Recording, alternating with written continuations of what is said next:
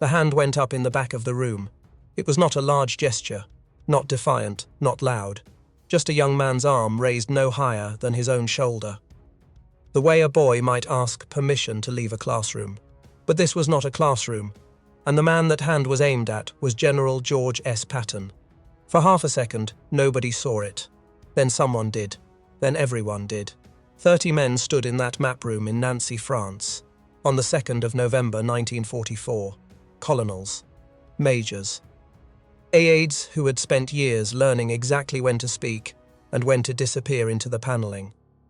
And every single one of them understood, in the same suspended breath, that something was about to happen that could not be taken back.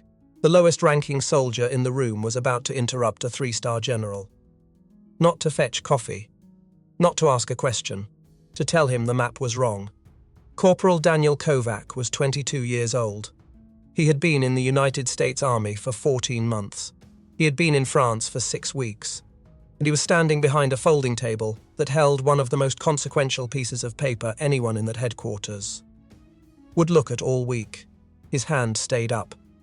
Patton looked up from the overlay, and the room stopped breathing. Somewhere east of that map room, in a matter of days, a column of American tanks would drive down a road toward a junction that was not where the map said it was. Boys from Ohio and Texas and small towns nobody in Washington had ever heard of. Boys whose mothers were writing them letters that week. The corporal in the back of the room was the only man in the building who knew.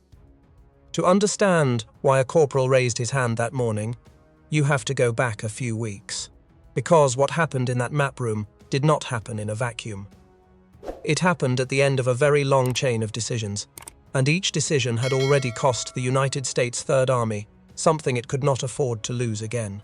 By the first week of November 1944, Patton's Third Army was stuck. 2 months earlier, the same army had torn across France like a blade through fabric, from the breakout at Normandy, through the sweep past Paris, and on toward the German border. They had covered ground so quickly that supply columns could not keep up. Then, in the last days of August, the fuel simply ran out. Priority went to Montgomery in the north. Patton's tanks stopped where they stood, and in the weeks it took to restart them, the Germans did the one thing Patton had prayed they would not do. They dug in. They dug in at a place called Metz. Metz was not a city, not the way a soldier used the word. Metz was a fortress complex. 43 individual forts, wrapped around a medieval town on the Moselle River. Some of the outer forts had been built by the French in the 1870s. Others had been added by the Germans after they took the city in 1871, then up it again after the French took it back in 1918. Every generation of engineers had put another layer of concrete on top of the last one. By 1944, Metz was one of the most heavily fortified positions in Western Europe. The Third Army had already tried once. From September 27th to October 13th, the 5th Infantry Division had assaulted a single one of those forts. Fort Dryant, with everything they had. Rangers, tanks, combat engineers, point-blank artillery. When it was over, they had gained nothing. They had lost more than 500 men. They had left the fort still flying a German flag. That failure sat inside every meeting held at Third Army headquarters after it. It sat inside Patton personally. Because Patton believed, with a certainty that ran deeper than doctrine, that speed was the only real weapon the American army had. Every day the Third Army did not move forward, the Germans grew stronger. Every day a fortress like Metz held out, boys in his uniform stayed in ditches getting shelled. And every day the maps sitting on his headquarters tables were wrong by even a fraction of a mile. The plan he was building on top of those maps was wrong by the same amount, multiplied by every column that would follow it. That was the war he was fighting on the morning of the 2nd of November. That was the room Corporal Daniel Kovac raised his hand in. General George S. Patton was 59 years old that autumn. He had spent nearly 40 of those years in uniform. He had ridden with Pershing, chasing Pancho Villa across the Mexican border in 1916. He had commanded tanks in the First World War, been wounded near Meuse-Argonne, gone home with a limp and a Distinguished Service Cross, and a permanent conviction that armored warfare was the future of the American Army. He had spent the interwar years arguing that conviction into any general who would listen, and quite a few who would not. In 1943, he had landed on the beaches of Sicily as commander of the 7th Army. 2 months later, in a field hospital outside Nicosia, he had walked into a tent full of wounded men, found a soldier who could not stop shaking, and slapped him across the face. Then he had done it again in a different hospital, a week later. The stories got out. They nearly ended him. Eisenhower kept him on. Barely. And when the invasion of France came in June of 1944, Patton was not on the beaches. He was in England, commanding a decoy army made of rubber tanks and radio traffic, meant to convince the Germans that the real invasion was still coming somewhere else. He did not get his real command back until August. By November, 6 weeks into a stalled campaign, everything Patton had built his reputation on, speed, aggression, forward momentum, was being ground down by mud and concrete and the accumulated weight of 100 small delays. He was not a patient man in the best of circumstances. These were not the best of circumstances. Every officer under his command knew what that meant. Patton did not tolerate excuses. He did not tolerate slow briefings. He did not tolerate men who could not answer his questions cleanly and quickly. And he had been known, on more than one occasion, to remove an officer from his post between one breakfast and the next, for reasons the officer never fully understood. He carried an ivory-handled revolver on his hip. He drove himself through artillery range in an open jeep with oversized rank flags, snapping in the wind, because he believed that if his men were going to be shot at, they should see the man ordering them into the fire riding through the same ground. He was, in the fall of 1944, one of the most feared commanders in the entire European theatre. And that was the man Corporal Daniel Kovac was about to contradict. Kovac had grown up in a 2-room apartment above a butcher shop on the south side of Pittsburgh. His father had come to the United States in 1911, a farm boy from a village outside of Debrecen, who spoke almost no English when he arrived and who, 20 years later, could still barely write a sentence in the language, but who understood the temperature of molten steel by the color of the light it threw off a ladle, and who had passed 30 years of his life inside a Jones's Laughlin mill on the banks of the Monongahela River on the banks of the mill was where his father lived. The apartment was where he slept. The son grew up watching that difference and drawing his own conclusions from it. His father was a large, quiet man who came home smelling of coal and iron, and who never once, in any conversation Daniel could remember, pretended a thing was true when it was not. There was a phrase his father used, in Hungarian, that translated roughly into English as check the number twice. He used it about wages. He used it about scale weights at the grocer. He used it about the boys' homework. He used it, once, about a promise a neighbor had made to a woman down the hall, and the boy did not understand what he meant until years later. Check the number twice. It was not advice. It was a way of standing in the world. Daniel had a younger brother named Thomas, 16 years old, still finishing high school in the fall of 1944. He had a mother who wrote him letters in a mix of English and Hungarian that no army censor had ever been able to fully read. And he had a girl named Helen, 21, who worked the perfume counter at Kaufmann's department store downtown, and who wrote him letters about her sister's baby, and the weather in Pittsburgh, and the price of shoes, and never once about the war. He had bought a ring off another soldier at Fort Belvoir, who needed the cash more than he needed the ring. It was still wrapped in a scrap of cloth at the bottom of his pack. He had reported to Fort Belvoir, Virginia, in the spring of 1943. The United States Army Engineer School, the training center for combat engineers and topographic specialists, and the men who would spend the war standing over folding tables, reading terrain most soldiers would never see the way they saw it. He had spent 6 months there. He had learned to read contour lines the way other men learned to read faces. He had learned photogrammetry, the science of pulling 3-dimensional truth out of 2-dimensional photographs, from an instructor who had helped chart the American approach to Cherbourg before Cherbourg had ever been fought over. He had graduated in the top third of his class. He had shipped to England in July of 1944. He had reached Third Army headquarters in September, assigned to the G2 map section, under the command of a full colonel named Oscar Koch. Colonel Oscar Koch was 47 years old and looked, on first meeting, like the last man in the army you would trust to run intelligence for one of its most aggressive commanders. He was quiet, he wore glasses, he did not raise voice. He worked long hours in near silence, surrounded by folders and photographs and typed reports, and he had been with Patton since North Africa. What he knew about the German army, he had built one careful piece at a time from aerial photographs and prisoner interrogations and intercepted radio traffic. He did not guess. He did not extrapolate beyond what the evidence supported. And when he told Patton something was going to happen, Patton listened. 6 weeks from the morning Kovac raised his hand, Koch would be one of the very few men in the entire Allied High Command to warn accurately, ahead of time, against the near-unanimous opposite view, that the Germans were building up for a major counterattack in the Ardennes. That warning would be ignored by everyone above Third Army. Patton would be the only army commander in Europe who had already begun quietly preparing his forces to pivot north. That was still 6 weeks away. On the morning of the 2nd of November, Koch was standing in the corner of the map room in Nancy, watching a corporal he had personally selected for the G2 map section carry out a task that most officers in that headquarters did not think about very often. The task was simple.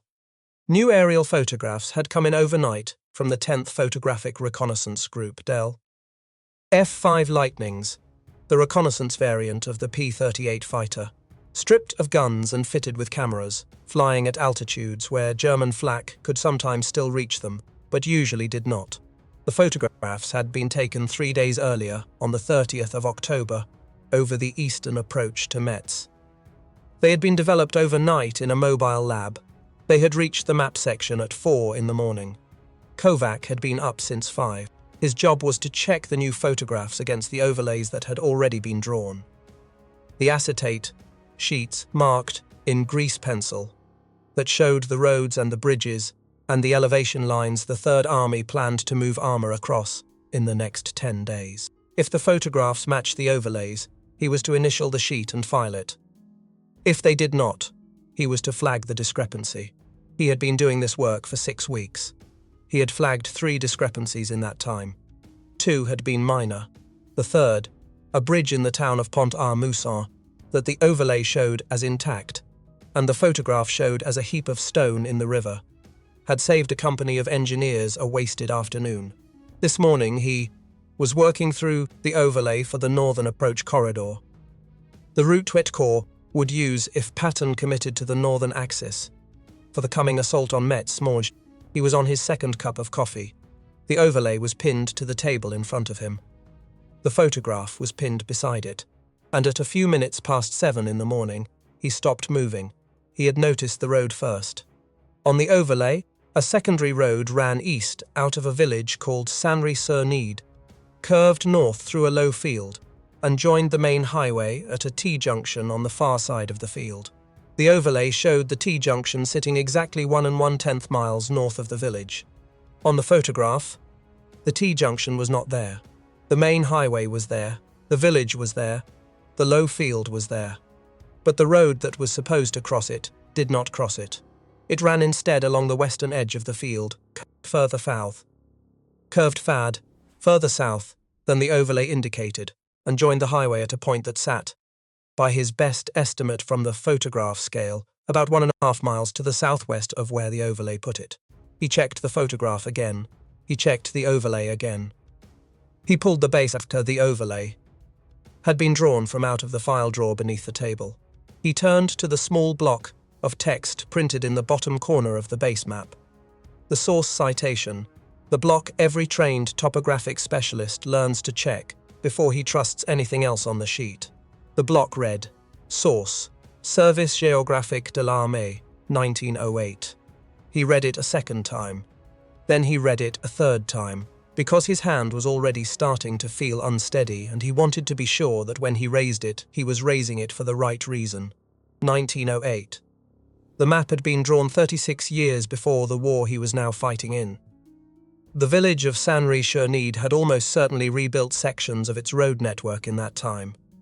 The standard cycle of French rural infrastructure through 2 world wars and the depression that sat between them virtually guaranteed it.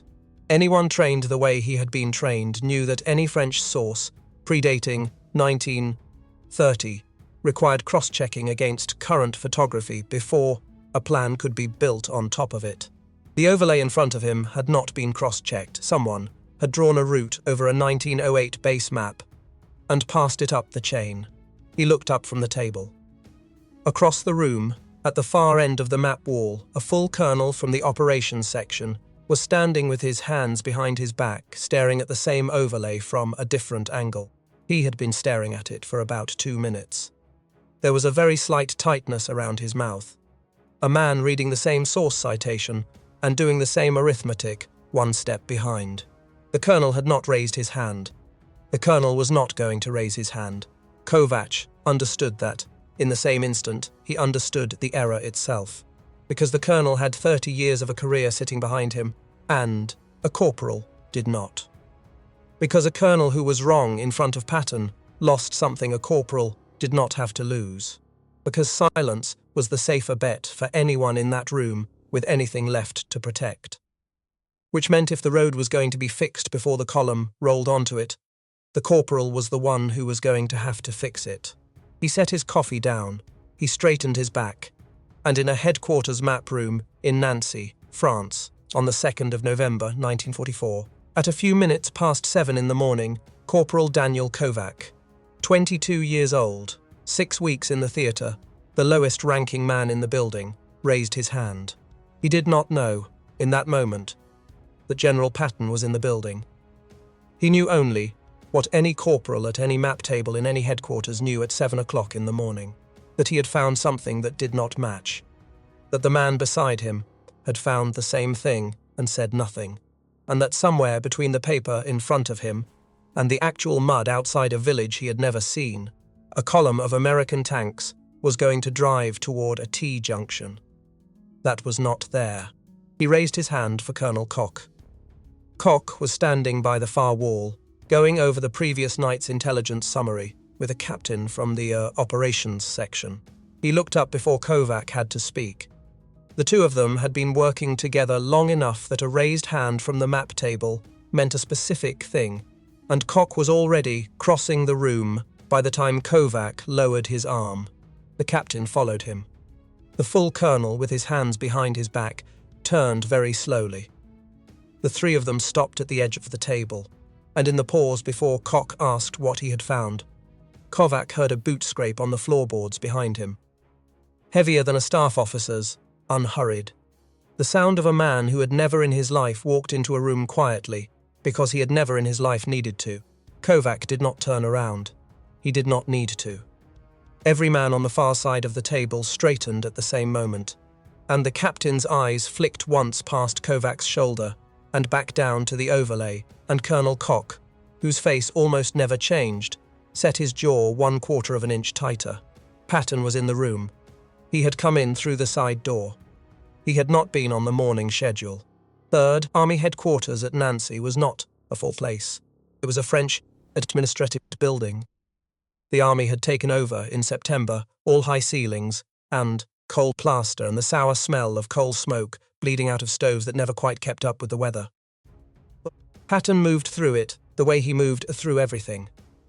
Quickly, without announcement, appearing in whichever room he wanted to see for himself, that morning, and gone again before anyone had time to prepare a briefing they had not already prepared. He walked across the floor. He did not greet anyone. He stopped at the corner of the map table. He looked at Koch. Koch looked at Kovac.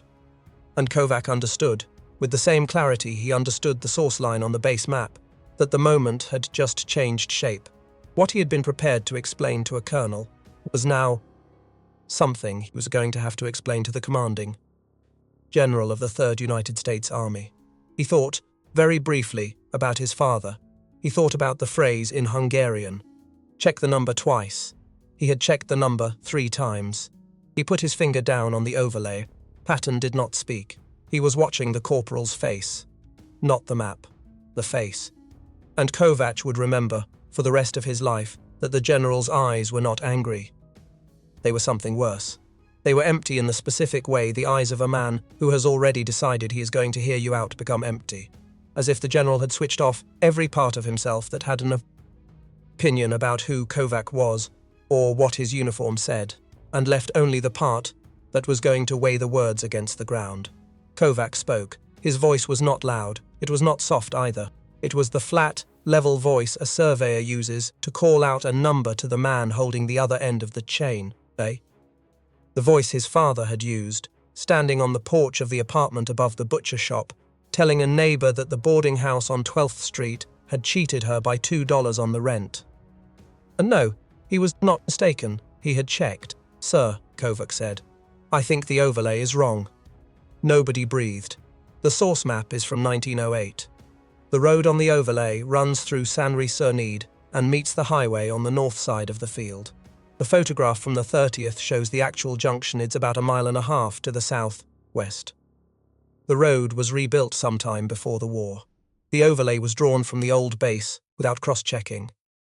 He stopped. He did not add anything.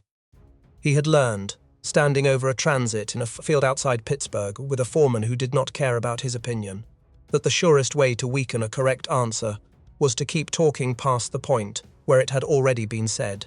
The silence that followed was not the silence of a room waiting for an answer. It was the silence of a room waiting for a verdict. Colonel Koch did not move. The captain did not move.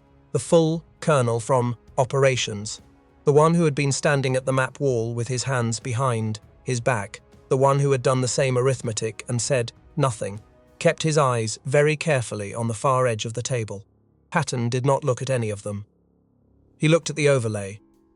His finger came down on it, in almost exactly the same place Kovac's finger was resting, and he traced the line of the road east out of the village and up to the T-junction that the overlay claimed was there. He said 2 words, "Show me." Kovac reached for the photograph. He set it down beside the overlay, oriented so the two matched. He put his finger on the village. The same village in both pictures, same shape, same little cluster of grey roofs. He traced the road east on the overlay. He traced the road east on the photograph. The 2 lines did not go to the same place. Patton bent lower. He was close enough, now that Kovac could smell the cigar he had been smoking somewhere earlier in the morning and the faint, sharp odour of the leather of his belt, and the wool of a uniform that had not been off him long enough to air out. Patton's finger moved from the overlay to the photograph. He tapped the T-junction on the overlay. He tapped the empty field on the photograph where the T-junction was supposed to be, and wasn't. He tapped 1.5 miles to the southwest, the place where the road actually joined the highway. He looked at the source citation in the corner of the base map. He read it. He did not straighten up. The room stayed where it was. 30 officers, some of whom had drifted in from adjoining rooms when they realized the general was on the floor, none of whom were making any sound at all. The stove in the corner ticked once as the coal shifted. Outside, somewhere down the street, a truck engine started and drove away. Patton straightened up. He looked at Colonel Koch. He said in a voice that carried no particular volume, but that reached every corner of the room the way his voice always did, "He's right." 2 words. That was all. He did not turn on his staff. He did not ask who had drawn the overlay. He did not ask why a colonel with 30 years of a career behind him had been standing at the map wall, staring at the same discrepancy, and had not opened his mouth. He did not raise his voice at anyone. He turned back to Kovac. He said, "Where should the route go?" Kovac reached across the table for a fresh grease pencil. His hand was steady now. Whatever had been shaking in him when he raised his arm 2 minutes earlier had gone somewhere else. This was the part of the work he knew. The map was in front of him. The photograph was in front of him. The correction was arithmetic and a straight edge, and he did it the way he had done it 3 times before in the last 6 weeks. Except this time, the man watching over his shoulder had 3 stars on his collar. He drew the new route. He annotated the source. He initialed it. He dated it. He handed the pencil back to the captain. Patton looked at the corrected overlay for perhaps 3 seconds. Then he said, without looking at anyone in particular, "Continue," and he walked out of the room. The door closed behind him. For about 4 seconds, nobody moved. Then the captain exhaled, the kind of long, controlled exhale a man does when he has been holding his breath, without knowing he had been holding it, and turned back to the intelligence summary he had been going over with Koch and picked up exactly where they had left off, as though the previous 6 minutes had not happened. Colonel Koch looked at Kovac. He did not smile. Koch almost never smiled. He said quietly, in the voice he used when he was giving an order that he wanted no one else in the room to overhear, "Finish the corridor. I want the whole route rechecked against the new photography by noon." Then he walked back to the far wall. The full colonel from operations stood at the table for another few seconds. He looked at Kovac once. It was not an angry look. It was not a grateful look. It was the look of a man who has just been shown, without warning, the exact shape of a choice he had made 2 minutes earlier, and who is going to have to sit with that shape for the rest of the day. He said nothing. He walked away. Kovac reached for the next overlay in the stack. He did not think about what had just happened. He did not think about Patton. He did not think about the colonel. He thought about the corridor Koch. The thought about the corridor Koch had told him to finish, and the 2 hours he had until noon, and the fact that if a 1908 base map had been used for the northern approach, the same base map had almost certainly been used for the eastern approach, and he was going to have to check every overlay in the stack before the day was out. He picked up his coffee. It had gone cold. He drank it anyway. By 10 o'clock in the morning, everyone in the building knew. Nobody had announced it. Nobody needed to. Headquarters gossip. In the fall of 1944, moved the way headquarters gossip has always moved. Through the men who carried papers between rooms, through the drivers waiting outside with the vehicles, through the cooks setting out mid-morning coffee, through the clerks who typed the day's orders and heard, without looking up, the pieces of every conversation that passed above their heads. By 11 o'clock, it had reached the motor pool. By noon, it had reached the mess. By early afternoon, versions of the story were circulating that Kovac himself, standing at the mapped bowl, checking the Eastern Corridor overlays against a fresh stack of photographs from the 10th of that morning, would not have recognized. In one version, he had shouted at the general. In another, he had drawn a new route freehand, while Patton watched with his arms folded.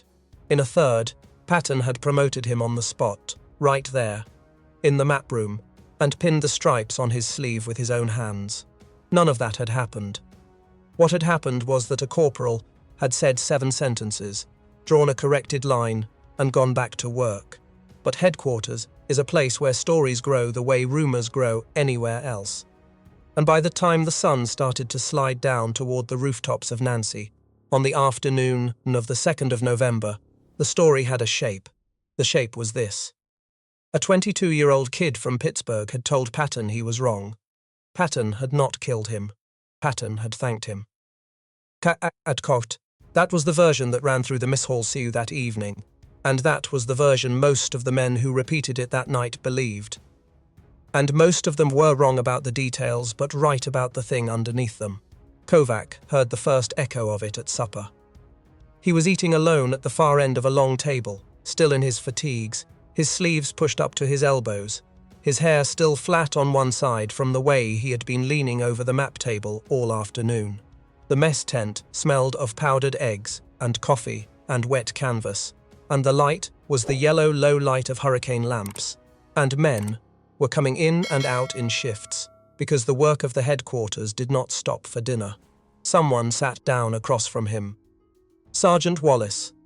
Wallace was 28, motor pool, heavy through the shoulders in the way of a man who had loaded ammunition crates for a living before the army had put him in a uniform.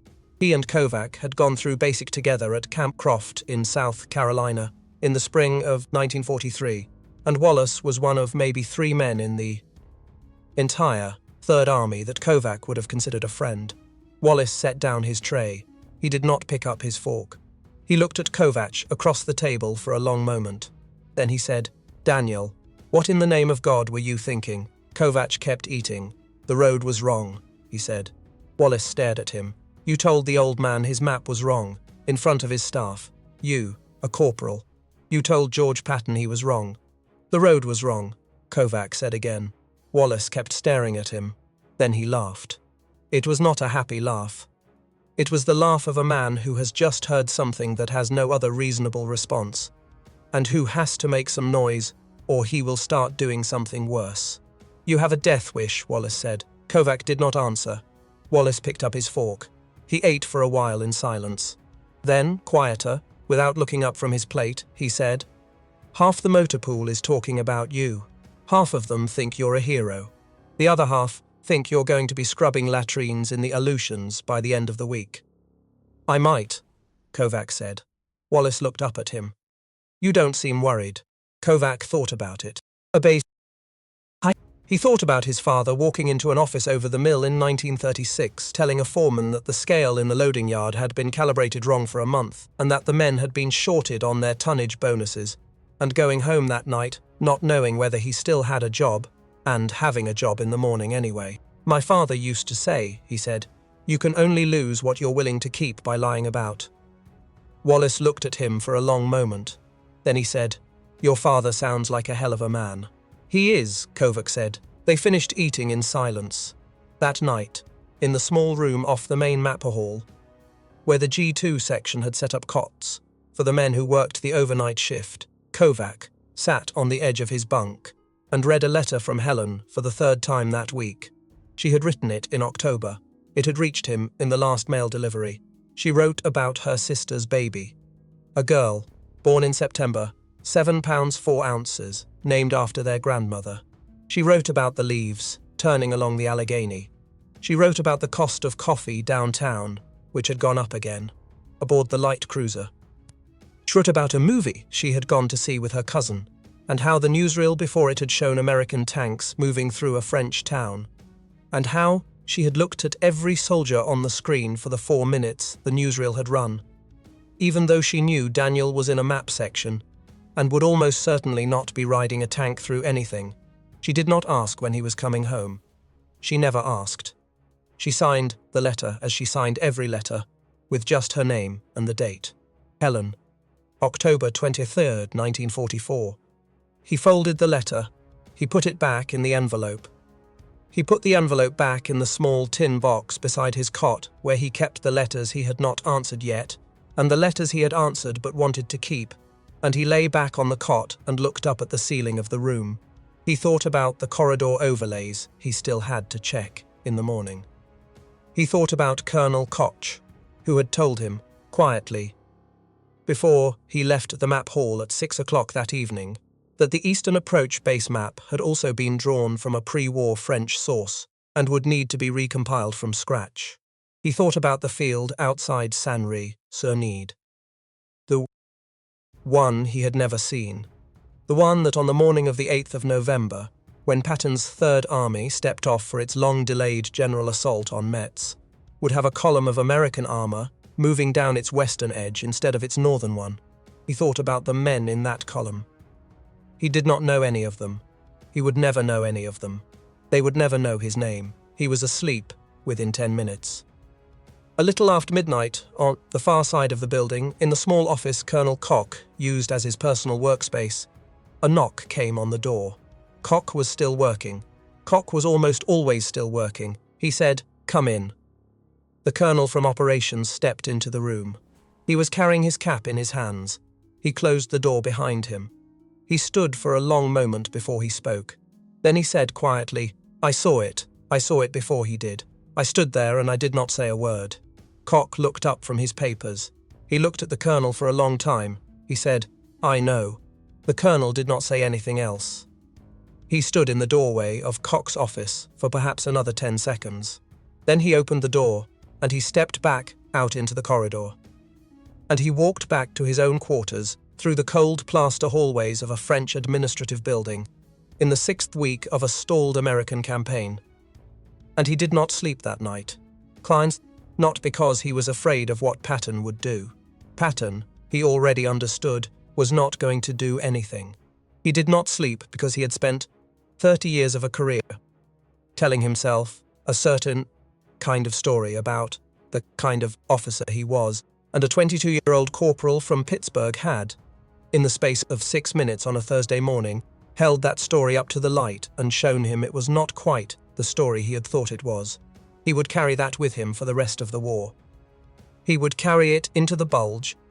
6 weeks later, when Koch's warnings about the Ardennes turned out to be correct, and the men who had dismissed those warnings had to sit with what their dismissal had cost, he would carry it home after the war to a wife in Ohio who would never quite understand why her husband in his 60s, sitting on the porch of a house he had bought with his pension, would sometimes, for no reason she could see, go very quiet in the middle of a sentence and stare out at the yard for a long time before he found his way back. He would not tell her about the map room. Some things a man does not tell. But the story stayed with him. And the story, though he did not know it yet, was not finished. Because Patton, that night, in his own quarters on the other side of the building, had already taken a slip of paper and a pen out of the drawer of his field desk, and he was writing something down. The paper was small, about the size of a man's palm. Patton wrote on it in pencil 3 lines.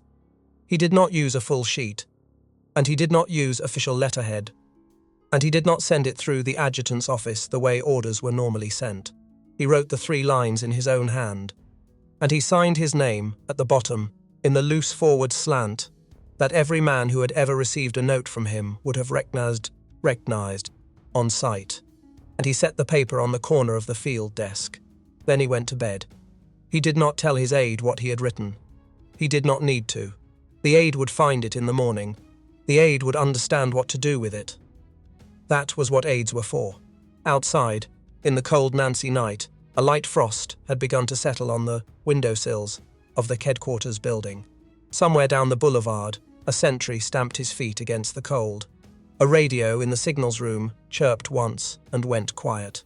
And in a small room off the main map hall, Corporal Daniel Kovac slept the untroubled sleep of a man who had done his day's work and had checked his numbers twice. He did not know about the paper. He would not know about it until morning.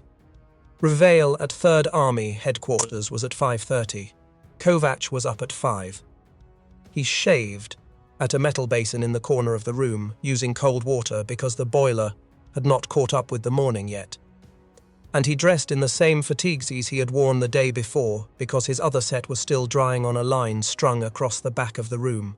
He was at the map table by 5:45. The Eastern Approach overlays were waiting for him. He worked through them the way he had worked through the Northern Corridor the day before.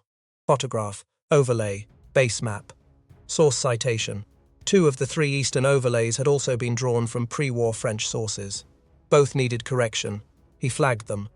He began the recompilation from the fresh 10th Photo Recon photography. He did not look up when the door to the map hall opened at 6:15. He did not look up when a pair of boots crossed the floor toward the map table. He looked up only when the boots stopped in front of him and a hand set a small folded piece of paper down on the corner of the overlay he was working on. The hand belonged to a technical Sergeant Kovac had seen before but did not know by name. 50s, grey at the temples. The kind of non-commissioned officer who had been in the army long enough that the war was, for him, the 3rd or 4th genuinely surprising thing his career had asked him to do. He said, without inflection, "For you, Corporal." Kovac looked at the paper. He did not pick it up. He said, "What is it?" The technical sergeant looked at him for a moment. Then he said, "Read it, son." He turned and walked away. Kovac set his grease pencil down. He picked up the paper. He unfolded it. 3 lines, in pencil, in a handwriting he did not recognize, but that he understood the moment he saw the signature at the bottom. Effective this date, Corporal Daniel Kovac, G2 Map Section, 3rd United States Army, is promoted to the grade of sergeant. The second line said simply, "For accurate work." The third line was the signature. G.S. Patton Jr., Lieutenant Gen. Commanding. Kovac read it once. He read it a second time, the way he read everything twice. Then he folded the paper, and he put it in the breast pocket of his fatigues, and he picked up his grease pencil. and he went back to the Eastern Corridor overlay. He did not smile. He did not tell the man at the next table. He did not walk to the door of the map hall to see if the technical sergeant was still in the corridor. He worked. Colonel Koch came in at 7. He crossed the map hall the way he always crossed it, without hurry, and he stopped at Kovac's table, and he looked down at the corner of the overlay where a small flag of folded paper was just visible above the edge of the breast pocket of Kovac's fatigues. He did not mention it. He said, "Progress on the eastern approach." Kovac gave him the numbers. 2 overlays flagged. Recompilation begun. Estimated completion by 1400 hours if the additional photography from the 10th arrived on schedule. Koch nodded. He started to walk away. He stopped. He turned back. He said, quietly, in the voice he used when there was no one else close enough to hear, "Good work, Sergeant." Kovac looked up. Their eyes met across the corner of the map table. Koch's face did not change. It almost never did. But something passed between them, in the way something's between them, who have something passes between two men for long enough to know exactly what it costs and exactly what it is worth. And Kovac understood, in that moment, more clearly than the piece of paper in his pocket had told him, what the promotion had actually been for. It had not been for courage. Patton had not put a stripe on his sleeve because he had been brave. He had put a stripe on his sleeve because he had been right. And, because being right, in front of the 30 men who had decided it was safer to be wrong was the specific, narrow thing the Third Army had needed from him at 7 o'clock on the morning of the 2nd of November, and would need again from someone else on some other morning that had not yet come. The stripe was not a reward. The stripe was a message. The message was for every other man in the building. Kovac nodded. Koch walked away. Kovac went back to work. 6 days later, on the 8th of November 1944, Patton's Third Army stepped off for the general assault on Metz. It rained. It had rained for most of the previous week, and it rained on the day of the attack, and it would rain, in some form, for most of the month. The Moselle was high. The fields on either side of it were soft. Aboard the light cruiser, slowly, because the ground would not carry them any faster, and the infantry moved slowly because the tanks were setting the pace, and the whole long line of the Third Army moved forward at a speed that would have been unrecognizable to the men who had watched it tear across France in August, but it moved. Exent Corps took the northern axis. The armoured column that rolled east out of the village of Sanry-sur-Nede on the morning of the 9th of November found a T-junction exactly where the corrected overlay said it would be, 1.5 miles to the southwest of where the old base map had placed it. The column made the turn. It rejoined the main highway. It kept moving. The men in that column never knew. They would never know. They would spend the rest of their lives. The ones who lived, telling their grandchildren about the mud and the cold and the shells and the friend they had lost near a farmhouse, whose name they could never remember. And none of them, not one, would ever mention a T-junction on a road east of a village called Sanry-sur-Nede, because none of them ever knew that the T-junction had almost not been there. That is the shape of the work. The work is invisible when it is done right. The disaster that does not happen leaves no trace. Metz did not fall quickly. The city itself was in American hands by the 22nd of November. Patton walked into it on the 25th. He toured the streets in his open jeep, with the oversized, rank flags snapping in the wind, and he stopped for photographs at the cathedral. And he sent a telegram to Eisenhower reporting that the city was secure, but the forts held out. Fort Driant, which had cost the 5th Infantry Division so dearly in October, did not surrender until the 8th of December. Fort Jeanne d'Arc, the last of the outer forts, held out until the 13th of December. By then, roughly 100 miles to the north in the snow of the Ardennes, the German army was quietly moving 20 divisions into positions that Colonel Oskar Koch, alone among the intelligence chiefs of the Allied High Command, had already warned Patton about. 3 days after Fort Jeanne d'Arc fell, on the 16th of December, the Ardennes offensive began. Patton would pivot his Third Army 90 degrees to the north in less than 72 hours. One of the most difficult logistical maneuvers any American commander performed in the entire war, and drive to the relief of Bastogne, and he would do it in weather so cold that the tank crews had to build fires under the engines to get them started in the morning. And he would do it because the map section of his headquarters, working around the clock in a building in Luxembourg by then, would give him overlays that were correct. Kovac was in that map section. He was still a sergeant. He would still be a sergeant when the war ended, because the promotion had never been about rank. It had been about the map, and the map, in Kovac's mind, had always been about the ground, and the ground, always, had been about the men who would have to walk across it, or drive across it, or die on it if the paper on the folding table did not match what was actually there. He went home in November of 1945. He went home of 1945. His father met him at the Pennsylvania station in Pittsburgh, and the two of them walked out into the November air, and neither of them said very much on the walk back to the apartment above the butcher shop. His father had been at the mill all night. He smelled of coal and iron. He carried Daniel's kit bag on his shoulder, as though it were empty. Helen was waiting on the front stoop. She stood up when she saw him. She did not run. She waited. He walked up the steps, and he set the kit bag down, and he took the ring out of the scrap of cloth at the bottom of it, where it had ridden for 2 years and 3 months, and across an ocean and back, and he asked her the question he had been carrying with him since long before Metz, since long before Nancy, since long before Fort Belvoir. She said yes. She said it quietly. She said it as though she had been practicing the word for a long time and wanted to be sure she got it right. They were married in February of 1946. Daniel Kovac finished his engineering certification at the University of Pittsburgh on the GI Bill.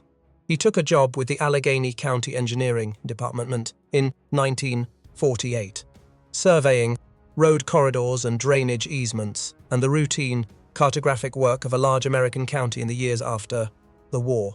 He was very good at it. He was promoted twice. He worked in that office for 34 years. He and Helen had 3 children, 2 boys and a girl. The girl became a school teacher. The older boy became a civil engineer, like his father. The younger boy went into the army in 1968 and came home from Vietnam in 1970 with a bad shoulder and a silver star and a marriage that would not last. And Daniel sat with him on the back porch of the house in Pittsburgh through several long summer evenings in 1971 and said very little, because sometimes what a father can offer a son is not words, but the simple presence of a man who has been in a war and come home, and who is not going to ask any questions the son is not ready to answer. Daniel Kovac did not talk about Metz. Ouch. He did not talk about the paper he had carried in his breast pocket on the morning of the 3rd of November, 1944, and that he still kept folded quarters in a small tin box on the top shelf of the bedroom closet, along with the letters Helen had written him during the war, and the photograph his father had given him the day he shipped out. His children did not know the paper was in the box. His grandchildren, when they came, did not know either. Helen knew. Helen had known since 1946. She had never asked him about it. She understood that a man who has done a certain kind of work in a certain kind of war does not always want the work spoken of, and that the honoring of it in a marriage is sometimes the not speaking of it. And she carried that understanding with her, quietly, for 52 years. Daniel Kovac died in 1998. He was 76 years old. Helen found the paper in the Trevett box the weeks after the funeral, going through the closet the way widows go through closets, and she read the 3 lines on it for the first and only time in her life. And she sat on the edge of the bed for a long time, holding it in her hands. Then she folded it back into quarters. She put it back in the box. She put the box back on the shelf. She did not tell her children. Some things a wife does not tell. But she understood. Sitting on the edge of that bed, holding a piece of paper Daniel had carried in his breast pocket, on a cold morning in France, when she had been 21 years old, and working the perfume counter at Kaufmann's, and writing him letters about the price of coffee, what the man she had lived with for 52 years had been, and what he had done, once, in a room in a French building at 7 o'clock in the morning, when the road was wrong and every officer above him had been willing to let the column dry to a T-junction that was not there. She understood why he had never talked about it. There is a debate among the men and women who study the way armies are run about whether General George S. Patton was right to do what he did that morning. Some argue that he was. They argue that an army built on the comfortable silence of its officers is an army that will, sooner or later, follow a confident commander down a road that does not go where the map says it does. They argue that Patton, in the space of 6 minutes on a 30 morning in November of 1944, made the single most important decision of that week.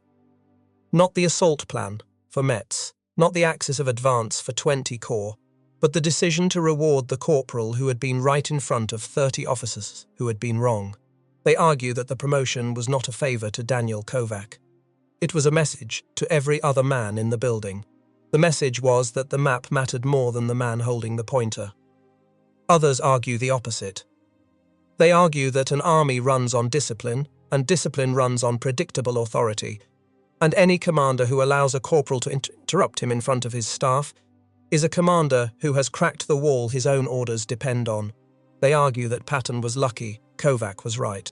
They argue that, for every corporal in every theatre of the war who was right, there were 10 more who thought they were right and were not, and an army that teaches its lowest ranks that confidence and correctness are the same thing as an army that will, in the long run, be less effective than one that teaches its lowest ranks to salute and carry out the order they have been given. Both arguments are made by serious people.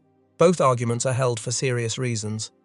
Neither argument is finally settled. What can be said is only this.